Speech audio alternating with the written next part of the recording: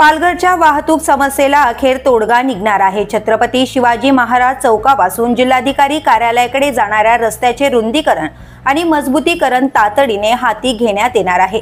दरवर्षी खराब होणाऱ्या गोठणपूर परिसरातील रस्त्याच्या भागाचे काँक्रिटीकरण करण्याचा निर्णय सार्वजनिक बांधकाम विभागाने घेतला आहे।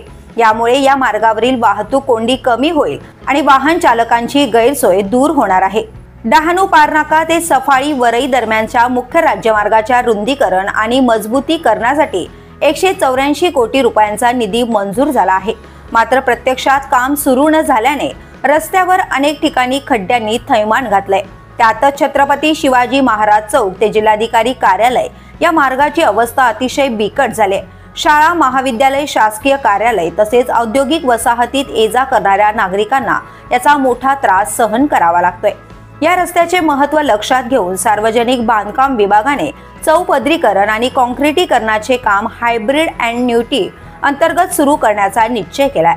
हे काम पूर्ण झाल्यानंतर वाहतुकीवरील ताण कमी होऊन जिल्हाधिकारी कार्यालयाकडे जाणाऱ्या मार्गावरील कोंडी दूर होईल, अशी माहिती विभागाचे कार्यकारी अभियंता महेंद्र किनी यांनी दिली आहे।